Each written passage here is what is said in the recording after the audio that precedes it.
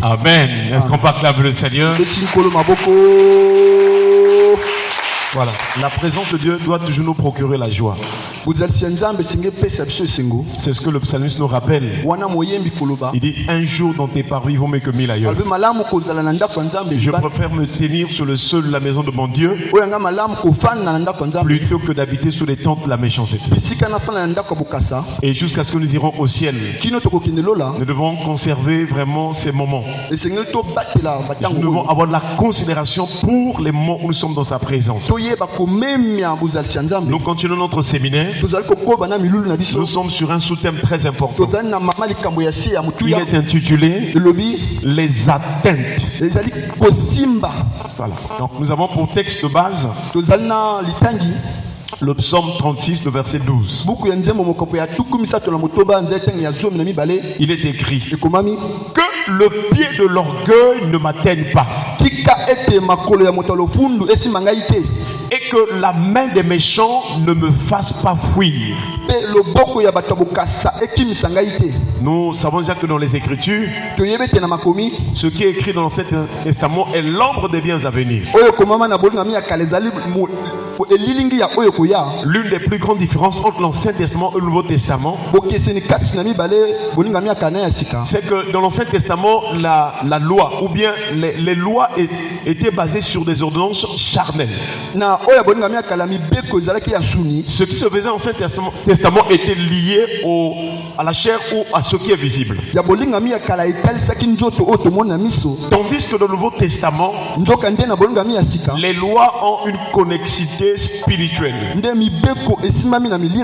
un rapport spirituel. Voilà pourquoi, chers frères et sœurs, lorsque nous lisons l'Ancien Testament, nous devons comprendre qu'elle nous prépare à comprendre les choses spirituelles au Nouveau Testament. Chers frères et sœurs, tout ce que les psalmistes étaient en train de dire avait un rapport avec notre vie. Et donc, quand il dit que le pied de l'orgueil ne m'atteigne pas, les pieds servent à marcher ou à courir. Et donc, sur le plan spirituel, il y a des poursuites qui se font. Si sur le plan spirituel, il y avait des poursuites, sur le plan physique, il y avait des poursuites dans l'Ancien Testament, dans le Nouveau Testament, il y a des poursuites spirituelles. Nous en avons des témoignages et des exemples de ceux qui font des rêves de poursuite. Ce sont des réalités spirituelles. Lorsque tu fais un songe, un rêve, ne le néglige pas, parce que c'est la réalité de ce que tu vis spirituellement dans ta vie. Comme ce qui est spirituel est caché, alors Dieu qui est esprit, il permet que tu vois ces choses par les rêves et les visions. La Bible déclare cependant, Dieu nous parle tantôt d'une manière, tantôt d'une autre. Il parle comme quand les hommes sont livrés à un profond sommeil. Il parle par des visions et des songes. Voilà pourquoi il faut faire des visions et des songes. Il faut en avoir, afin que tu saches ce qui se passe spirituellement dans ta vie. Que le Seigneur t'ouvre vraiment l'intelligence spirituelle, qui te donne de retenir les sens au nom de Jésus, qui te donne de comprendre le sens au nom de Jésus, que le Saint-Esprit te donne l'expression des sens au nom de Jésus. Je ne sais pas quels sont les pieds qui te poursuivent. Nous prions que dans le nom de Jésus, que ces pieds-là s'arrêtent et soient neutralisés au nom de Jésus. Il dit que la main des méchants ne me fasse pas fuir. Quelle est la main des méchants qui te poursuit, qui te fait fuir? Reçois la force, reçois la puissance ce soir. Le Saint dit, tu exerces mes mains au combat et mes doigts à la bataille. Et tant qu'on t'a poursuivi, ça c'est maintenant ton temps de les poursuivre au nom de Jésus. Chers frères et sœurs, hier aussi nous avons vu un autre texte. Le psaume 41, verset 9, il dit: il est dangereusement atteint. Le voilà couché et il ne se relève pas. Il ne se relèvera pas. Il y a des gens qui tombent dans des situations difficiles. Au point où ils n'arrivent plus à se relever. Parce que tout simplement sur le plan spirituel, on les a frappés dangereusement. Ou encore ils traversent des moments de détresse. Nous avons dit dernièrement que même si tu traverses la vallée, la détresse, ne crains rien. Parce qu'il y a des promesses à ton égard pour toi. Si tu es devenu enfant de Dieu, ce n'est pas en vain. Les promesses que Dieu a faites à Abraham deviennent tes promesses à toi. Tu dois les vivre. Parce que Jésus est venu tout accomplir. Pour que toi tu rentres dans la bénédiction d'Abraham. Alléluia. Amen. À cause de Christ, la malédiction est ôtée. Et tu rentres dans la bénédiction. Voilà pourquoi la bénédiction devient un droit pour toi. Même si tu vois que les choses ne marchent pas encore, tu dois regarder les droits que Jésus t'a accordés. Par sa mort à la croix, il est substitué à ta place. Il a pris ta place. Il a pris tes péchés. Il a porté tes iniquités. Il a pris tes maladies. Il a pris tes douleurs. Il a pris ta pauvreté. Il a porté cela sur lui, afin que tu sois réellement libre au nom de Jésus. Chers frères et sœurs, voilà pourquoi ce n'est plus le temps de se distraire, mais c'est d'être en état d'éveil, c'est d'être prudent, c'est d'être vraiment rempli de discernement. Tu dois examiner ta vie. Qu'est-ce qui marche et qu'est-ce qui ne marche pas? Dans quel domaine ça ne marche pas? Aussi longtemps que tu es ignorant, aussi longtemps que tu as la distraction, aussi longtemps que tu ne prends pas à cœur ta vie pour voir là où ça marche et là où ça ne marche pas, alors l'ennemi te fera traîner. Ce soir encore nous avons un texte toujours lié aux atteintes. Nous sommes dans le psaume 56, le verset 6. Le psalmiste dit ceci: sans cesse il porte atteinte à mes droits. Ils n'ont à mon égard que des mauvaises pensées. Chers frères et sœurs, voici ce qui se passe. Pendant que toi tu traînes là, tu ne veux même pas vraiment te donner vraiment de la prière. Pour poser des questions au Seigneur. Comme Jérémie a dit, il dit: pourquoi ma souffrance est-elle continuelle? Pourquoi ma plaie ne guérit-elle pas? Jérémie était un prophète consacré dès le sein maternel. Il était reconnu comme un homme choisi par Dieu. Et dans son ministère, il devait partir là où l'Éternel l'envoyait. Malgré toute la grâce que Dieu lui a faite, être choisi dès le sein maternel, quand il commence son ministère, il avait aussi le sens patriotique. Voilà, il aimait sa nation, il aimait vraiment Israël. Mais malgré tout ça, même ceux qu'il aimait dans le peuple d'Israël pouvaient encore se lever contre lui. Et il a traversé des moments difficiles.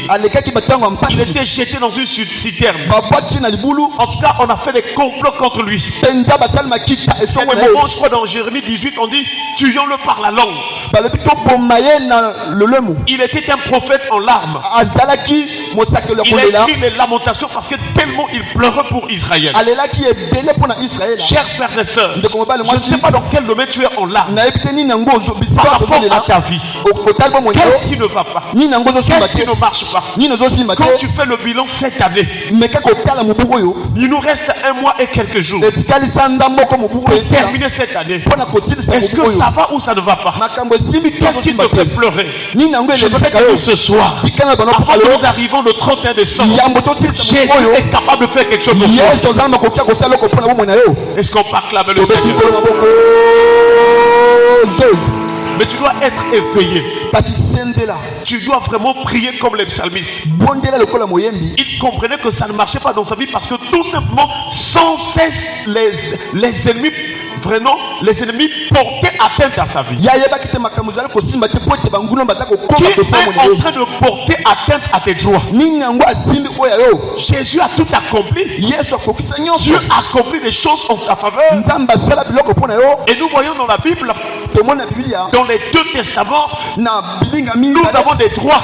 Dans l'Ancien Testament, en tant qu'enfant d'Abraham, nous avons des droits. De la même manière que Dieu a béni Abraham, Dieu nous bénit aussi. J'allais dire, la bénédiction d'Abraham devient notre partage. Parce que nous sommes des fils d'Abraham par la foi. Et dans Deutéronome chapitre 28, le Seigneur promet toutes sortes de bénédictions. La liste est tellement longue qu'on ne peut pas citer toutes les bénédictions. Mais il dit, voici toutes les bénédictions qui seront ton partage lorsque tu obéiras à la voix de l'Éternel ton Dieu. Il dit, lorsque tu obéiras à la voix de l'Éternel ton Dieu, tu seras béni dans la ville et tu seras béni dans les champs. Le fruit de tes entrailles, le fruit de ton sol, le fruit de ton sol, le fruit de ton troupeau, les portées de ton gros et de ton menu bétail. Toutes ces choses seront bénies. Le troupeau, c'est l'image aussi de l'entreprise. C'est l'image aussi des activités. Tout ce que tu feras, il dit, toutes ces choses seront bénies. Reçois ta bénédiction au nom de Jésus. Donc, si nous pouvons rester sur ce droit-là, tu dois savoir qu'en tant qu'enfant de Dieu, tout ce que tu feras doit être béni. Tout ce qui est en toi ou qui t'appartient devait être béni. Non pas à cause des efforts que tu as fait, mais à cause de l'alliance à laquelle tu es attaché à Dieu. Et dans la première alliance, dans l'ancienne alliance, nous voyons l'alliance avec Abraham. Dieu a dit à Abraham, toutes les familles de la terre seront bénies en toi. Je veux te dire que tu es un homme béni. Tu es une femme bénie. Tu es un frère béni. Tu es une soeur bénie. La bénédiction est d'abord spirituelle. Et c'est la conséquence, j'allais dire, c'est les effets. Ou bien ce sont les effets ou l'influence de la bénédiction spirituelle qui attire les opportunités, le travail, le mariage et bien d'autres choses. Tu dois comprendre que tu es béni. Spirituellement, tu es béni. Et tu dois réclamer tes droits. Chers frères et sœurs, en tout cas, Deutéronome chapitre 28, au moins du verset 1 jusqu'au verset 14, tu verras toutes sortes de bénédictions. Si déjà l'ancienne alliance qui était vraiment une alliance basée sur les ordonnances charnelles, tu étais béni. Donc la volonté de Dieu, la pensée de Dieu dans ta vie, c'est que tout ce que tu vas faire soit comment béni. Est-ce qu'on peut acclamer le Seigneur? Alors si nous restons déjà sur ce cas-là, quand tu marches, partout tu te trouves, à la maison, il faut que dans ton esprit, dans ta conscience, que tu saches que tu es béni. Dieu t'a créé pour que tu sois béni. Dieu t'a choisi pour que tu sois béni. Dieu t'a sauvé pour que tu sois béni. Tu fais partie du peuple de la famille de Dieu pour vivre la bénédiction éternelle. Ce sont tes droits. Alors, tout ce que tu vas remarquer ou bien tu vas sentir en toi le contraire à la bénédiction, tu dois rejeter. Alléluia. Parce qu'il y a des gens qui disent que nous là vraiment, dans notre famille il n'y a personne. Il n'y a pas un grand. Il n'y a pas un homme élevé en dignité. Dieu pour te bénir, il n'a pas besoin que tu puisses avoir un homme élevé en dignité dans ta famille. Lui il est Dieu. Quand il déclare une parole, cette parole apporte la bénédiction. Toi tu dois comprendre que même si tu n'as pas une personne élevée en dignité, mais à cause de la toute puissance de Dieu, à cause de ce que Dieu a dit pour toi en Abraham, tu es béni. Alléluia. Amen. Et c'est dans la prière que tu dois actionner ces choses pour que ça arrive à l'existence. Tu dois entrer dans la prière. Parce que tu as passé beaucoup de temps dans l'ignorance. Tu as passé beaucoup de temps dans le monde. Tu as passé beaucoup de temps dans le péché. Et tout ce temps-là a permis à l'ennemi de te retenir captif. Et Jésus est arrivé pour te délivrer. Voilà pourquoi dans la nouvelle alliance, nous avons aussi des droits. Et ces droits-là commencent d'abord par la délivrance sous le salut de notre âme. Quand Jésus arrive, prêche la repentance. Parce que notre arrière-plan était bourré de péchés et des iniquités. Quand nous vivons dans le péché, le diable a comme les droits sur nous. Il nous réclame. Il nous empêche d'entrer dans notre bénédiction. Parce que le monde de l'Église, c'est le monde de Satan. Et toi, tu vis dans le péché consciemment et volontaire. Le diable va t'empêcher de vivre ce que Dieu a dit pour ta vie. Voilà pourquoi tu dois t'en éloigner, tu dois t'en écarter. La Bible déclare quiconque invoque le nom du Seigneur qu'il se loin de l'iniquité. Si tu peux mettre en ordre ta vie, ta relation avec Dieu, tu développes la crainte de Dieu. Tu développes la crainte de Dieu. Même quand tu es seul, dis-toi que Dieu est là, il me voit. Tu ne dois pas avoir de compromis. Tu ne dois pas avoir de la légèreté pour dire que non, j'essaie d'abord, après je vais demander pardon. Non. Chers frères et sœurs, si tu comprends ces choses, et que tu mets ta vie en ordre avec Dieu, tu te sanctifies, tu t'éloignes de l'impurité, tu abandonnes tout ce qui est profane, tu désires la sainteté. Chers frères et sœurs, tout ce que Dieu a dit pour toi en Abraham va s'accomplir. Et la puissance du nom de Jésus va te protéger. Et la puissance du nom de Jésus te donnera la victoire. Tout ce qui montait sur toi, tout ce qui marchait sur ta vie, ils tomberont. Ils tomberont. Ils tomberont. Ils tomberont au nom de Jésus. Chers frères et sœurs, donc dans le Nouveau Testament, Jésus arrive d'abord pour le salut de l'âme. Parce qu'il sait que si ton âme est sauvée et que Jésus entre dans ton cœur, c'est celui qui règne dans ton cœur. Lorsque tu penseras, lorsque tu vas élever des prières depuis ton cœur, il y a un mystère. Ton cœur devient le temple de Dieu. Et le temple, c'est là où il y a la communion entre Dieu et son peuple. Voilà pourquoi Dieu a dit à Israël, à Moïse, de bâtir, de dresser le tabernacle. Il dit dresser le tabernacle car j'habiterai avec mon peuple. Si ton cœur devient la demeure de Dieu, chers frères et sœurs, lorsque tu vas élever la voix, tu verras ce que tu demandes s'accomplir. Et Jésus est arrivé, il a dit vous connaissez la vérité et la vérité vous affranchira. La délivrance de ta vie et tes bénédictions sont cachées dans la parole de Dieu. Ton niveau de considération pour la parole et de ton obéissance à la parole va vraiment être ou bien équivaut ou bien équivalent à ta bénédiction. Chers frères et sœurs, Dieu n'est pas loin de toi. Jésus t'aime tellement. Il est mort pour toi à la croix. Il a tout accompli pour toi. Mais pourquoi ça ne marche pas? C'est parce que tu ne prends pas en considération la parole de Dieu. Si déjà dans l'ancienne alliance, on dit que si tu obéis à la voix de l'Éternel ton Dieu, la voix de Dieu c'est sa parole.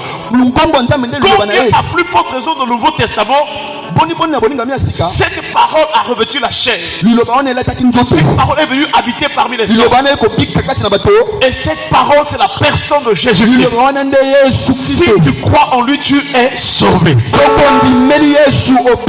Est-ce qu'on peut acclamer le Seigneur?